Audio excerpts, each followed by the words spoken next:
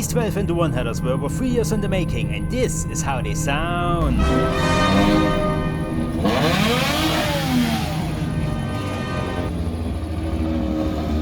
Absolutely horrible.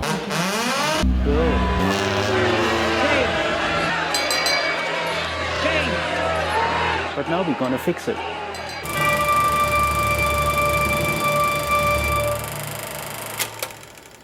My first mistake, wrong material.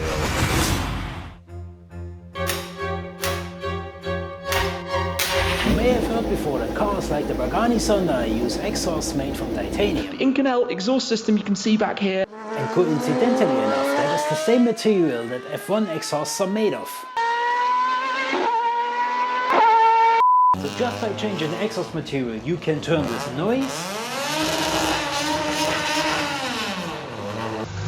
into this symphony. It doesn't seem right, so I bought a couple of headers to find out. Round 1. Stainless versus titanium.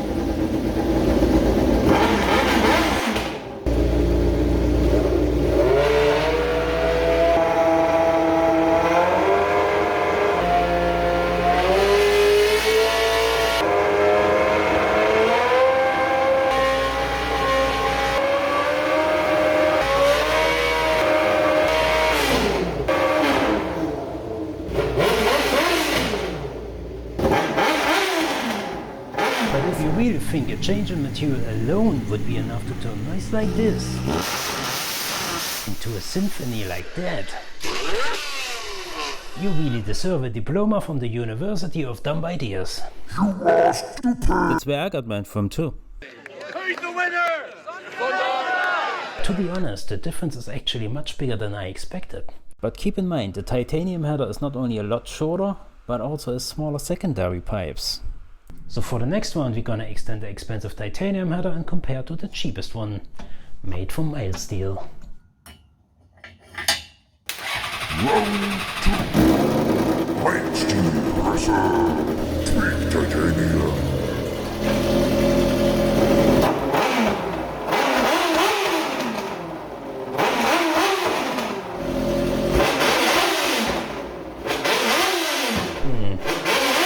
Underwhelming. Considering titanium is 10 to 50 times as expensive as stainless steel, it's certainly not my first choice when it comes to building experimental headers. And getting the shape of the headers right is way more important than the material, as long as they're not made out of rubber. Is that a TJC? As this car proves. Or could you guess the material of these headers? It's like something out of a movie. They're made from mild steel. So this is why it sounds this way. Because of its 8-in-1 headers, not because of the material. All of that's equal length. So- I did that in 12 hours. So that's why it sounds weird, because you hear every single firing instead of every other one. The Chevy-powered Volkswagen sounds as good as it gets. Or a cross-plane V8. Here comes a new challenger. Come on, baby. Whoa, shop with club that. Bonus round.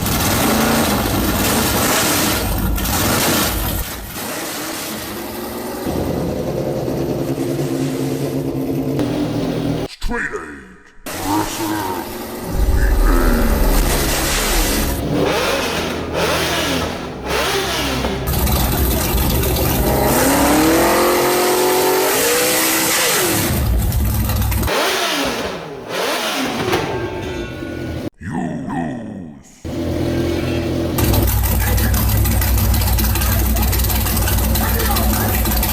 My second mistake, it's not a flat plane. When you hear a car like this, you instantly think, sounds like a Ferrari. Why is that? Ferrari is one of the very few manufacturers that builds V8s with flat plane crankshafts. Their crankshafts look pretty much the same as any 4-cylinder engine, but with 2 connecting rods riding on each crank throw. When you look at this crankshaft from the front, you see all the center points line up and could be connected by one single plane. And with a 90-degree V angle, the left and the right bank take turns sending exhaust gas into the atmosphere, evenly spaced 8 times per cycle.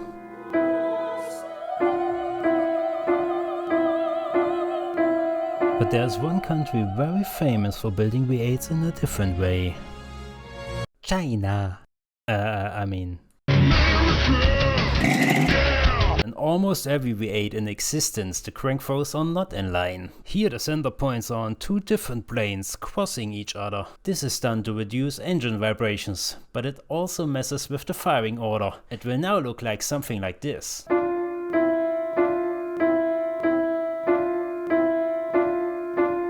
That is what makes cross-plane V8 sound like a dinosaur going through puberty.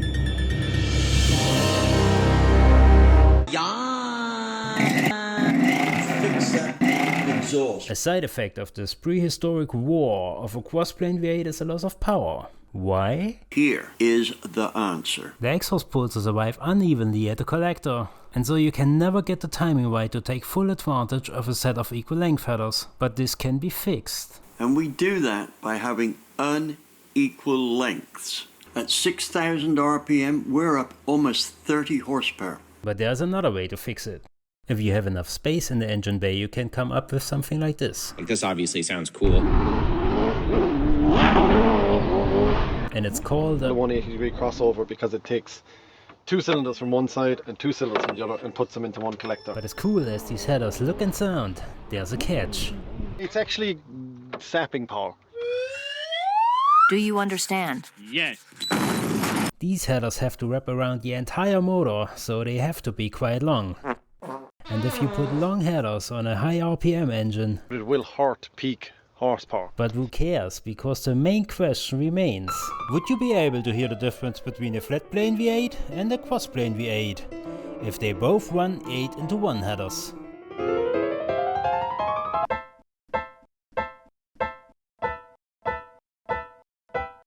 Maybe, if you believe in magic and nonsense. And if you like nonsense, you will like this one.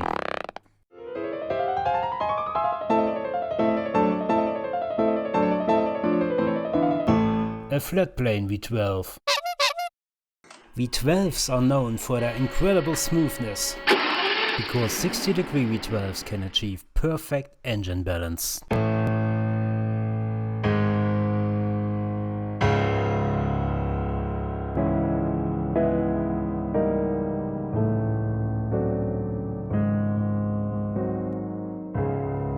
But this perfect engine balance is only possible with a triple plane crankshaft. What would that look like in a flat plane V12?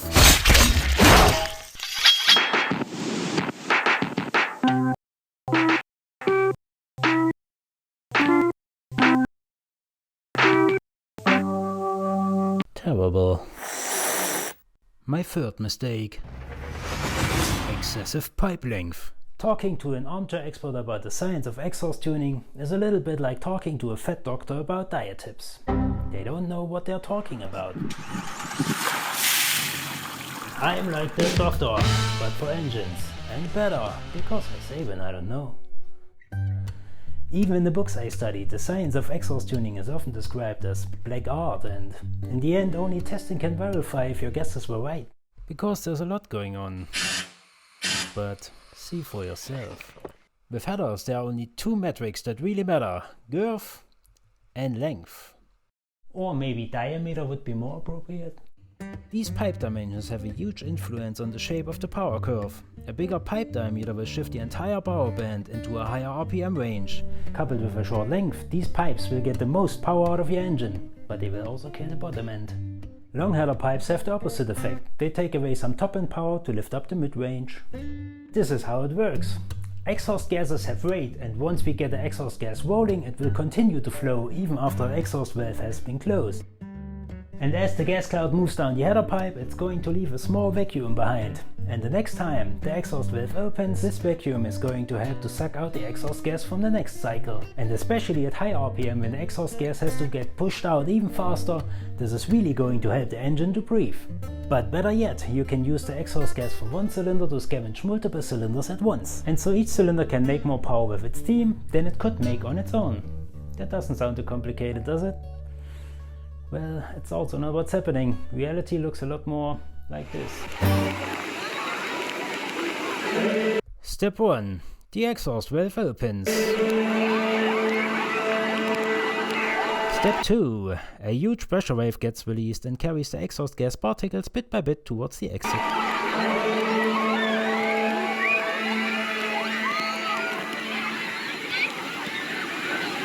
But here's the catch. Waves are weird, and these are no different. Acoustic waves with 120 decibels are strong enough to give you permanent hearing damage. But these pressure waves are 10,000 times stronger. And that's why you can supercharge an engine. But how that works is a little bit harder to explain. As soon as the exhaust valve opens, the exhaust gas cloud and the pressure wave is going to race each other to the end of the tailpipe.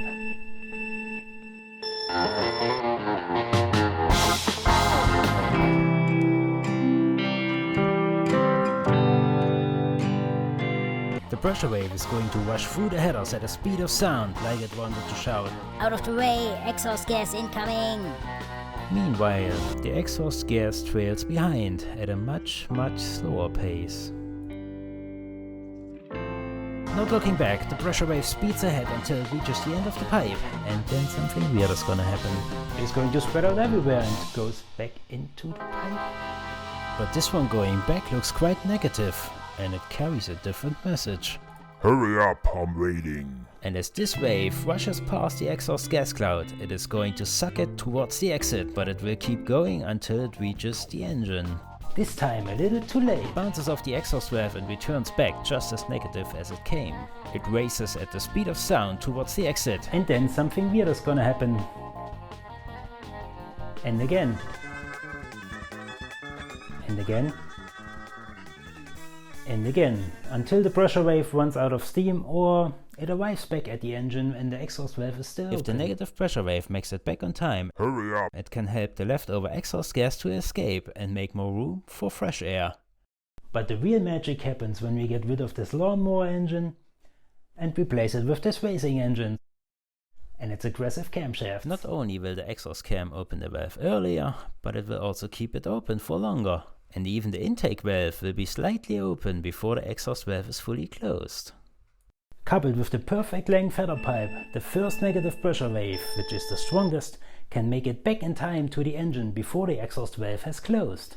It will scavenge the leftover exhaust gas from the cylinder and then race on, right into the intake, where it will spread its message. Hurry up, I'm waiting. And maybe you guessed it already, there's a pressure wave bouncing up and down in the intake too.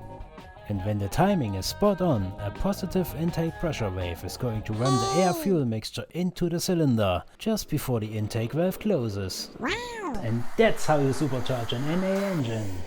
Yes, science! The scavenging effect is so strong that the charge in the intake port is actually moving at over 90 miles an hour into the cylinder, and the piston's parked at top dead center. Now you only have to choose the right header length so the negative pressure wave can make it back on time.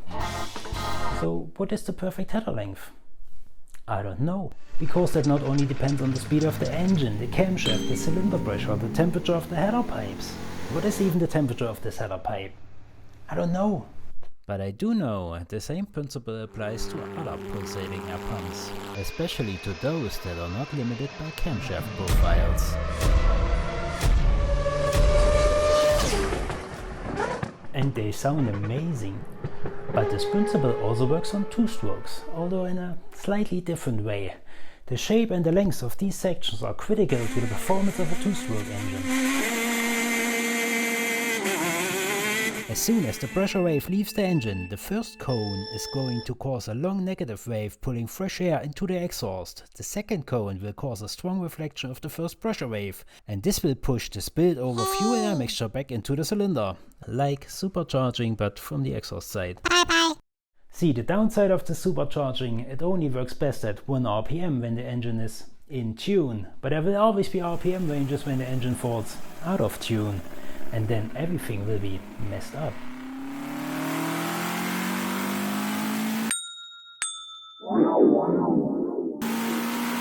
The air fuel mixture will get pushed out of the intake, and in the best case the engine will have bad throttle response, will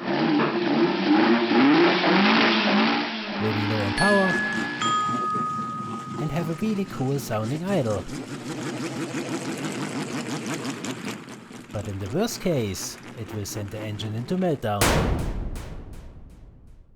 So what to do about that? You could try to weaken the pressure waves. The reflection of the pressure wave will be the strongest when the exhaust pipe ends up in a wide open space. But when there's only a small change in area size, the reflected negative pressure wave will be much weaker and more of the wave's energy will be carried forward. And as you can see from this titanium Formula 1 header, they built in an extra step just to get that reflection. But there's another, much more common way to reduce the intensity of the returning pressure waves. You do this by loading the primary tubes into the collector. And collector designs can be divided in two types. There's the baffle collector that still creates quite strong wave reflections, whereas the merge collector doesn't. And now when we have a look at the whole exhaust system, it might start to make sense to you why we want to break up those pressure waves. Not only get the harmful positive pressure waves weakened tremendously, but now we have a suction wave arriving back at the engine almost all the time. And this generally has the effect of making a broader power band. And it almost starts to look a little bit like this. But with so much traffic going on in the exhaust, you might wonder, aren't these waves ever gonna crash together? Well, waves don't work that way. Notice how the pressure waves propagate along the tube, then bounce off the wall and return to the origin at the speed of sound. But they can overlap each other and cancel each other out. Or they do that. That is called a standing wave, and standing waves are music. Yeah, that's right. The reason why flutes and trumpets make those sounds is because they have a standing wave inside. Ah, and that is what's missing for the good sound? No, I don't think so. The standing wave is completely dependent on the frequency, the speed of sound, and the length of the pipe it has to travel through. This time the cycle repeats after the pulse travels 4 lengths of the instrument. But if standing waves were responsible for that incredible sound, even V12s only hit those frequencies at maybe 4 points over the entire rough range. And shouldn't then practically all even firing engines with equal length feathers sound like music at some point? But they don't. As especially one manufacturer was able to prove this time after time. It sounds so bad! What are you doing, BMW? Straight pipe BMW 6s have been forever known to make your ears bleed.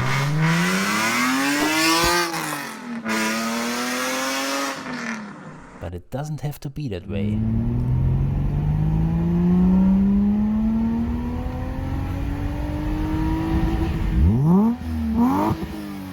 And another point against standing waves being the reason for this exceptional sound is even weirder, as this smart man found out.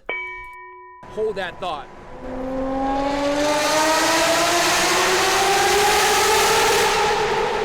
The cars with the baffle collectors that have the strongest reflection waves are the ones that sound the worst. Sports exhaust, it sounds like this. Whereas the cars that sound like angels would be kissing your eardrums.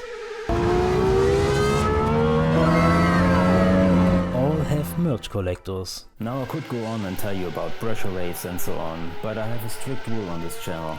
Oops. So what is the problem? Are the primaries really too long? Or is just the camshaft not wide enough? Judging by the sound, these 8-into-1 headers don't seem to have a problem with excessive pipe length. And the sound of the Japanese S600 with the 2 6-into-1 headers doesn't seem to suffer from the mild camshafts either. Neither does effspot's Toyota Century.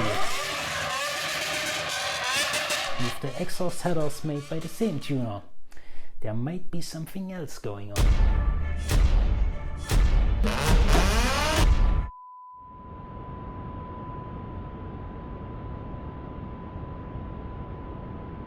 The smaller the change in area size, the weaker the reflected pressure wave.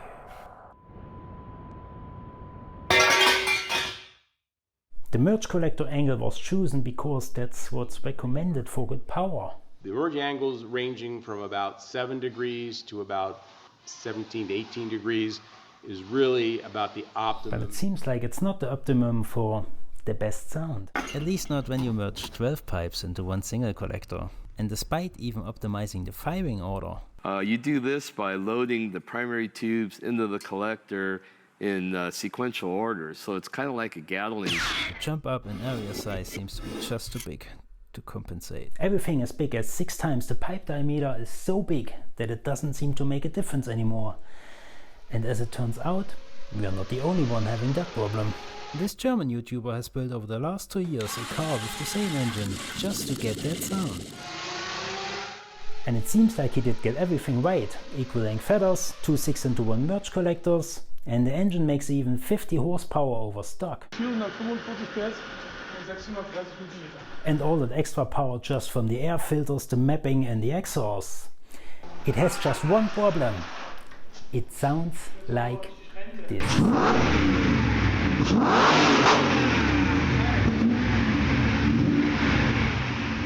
It sounds nothing like the Japanese S600 with the 2 6-into-1 headers.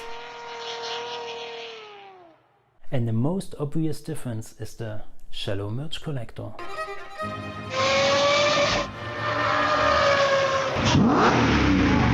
And so, with not many ideas and options left, let's just copy what works. But it almost pains me to tell Tim, the owner and the fabricator of the car, who spent the last 3 years relentlessly welding, cutting and grinding, not only on the headers but also the roll cage, the manual transmission conversion, the steering angle kit, the oil sump of the engine, the individual full bodies and even a homemade carbon fiber roof, who has also spent many months on fabricating multiple versions of the same collector that we now throw in the bin and try this one.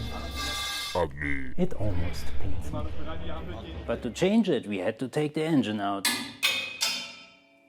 2, 3, 4, 5, 6, 7, 8.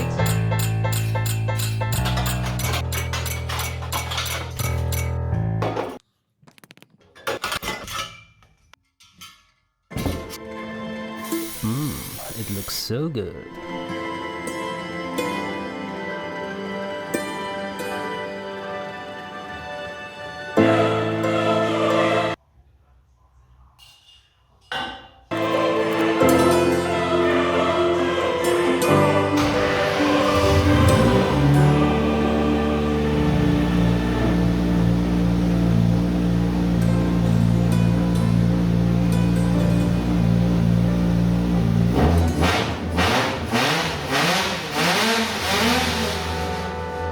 Sounds horrible.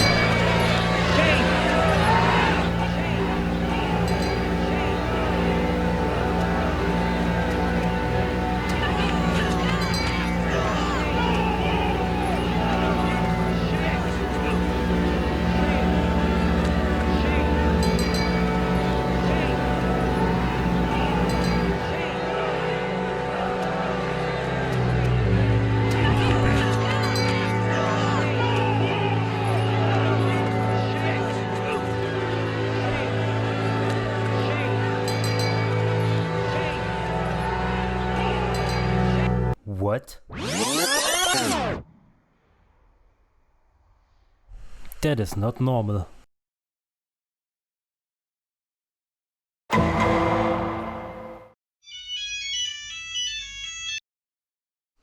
Yes? Do you have time to map my car in the week before the Iron Drift King? No, Tim, I will make it. I have a secret meeting to secure the funding for the next video.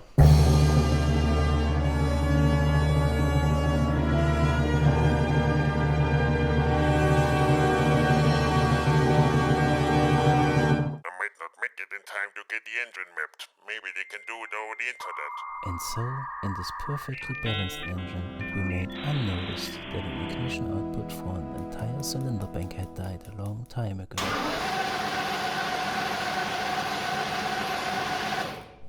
And effectively turned the engine into a 6-cylinder, which later also showed up in the different coloration of the header pipes. But you have noticed that probably right from the beginning, just like the 5,000 spectators at the Iron Drift King. But as soon as we figured out what to look for, the fix was quite easy.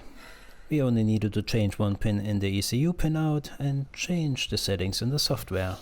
So what does it sound like?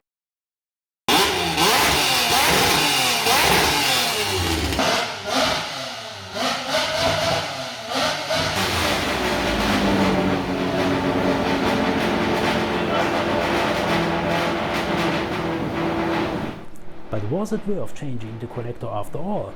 I guess there's only one way to find out. But to change it we had to take the... Oh, that was quick.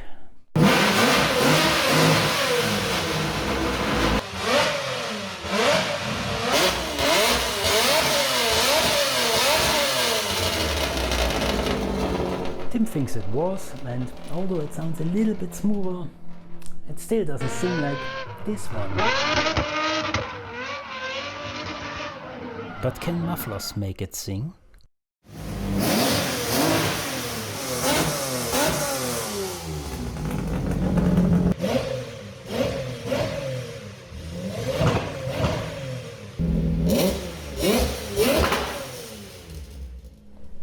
Apparently not, but how can we make it sing? And why do these headers throw every theory out of the window?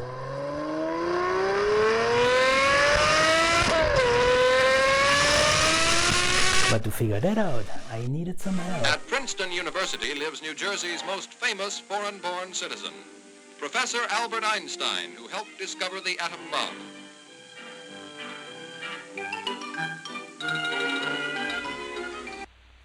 It doesn't have merge collectors. It doesn't make any sense. Do you think standing waves? Maybe we have been looking at the wrong section of the pipe. I agree. Been looking at the wrong pipe section.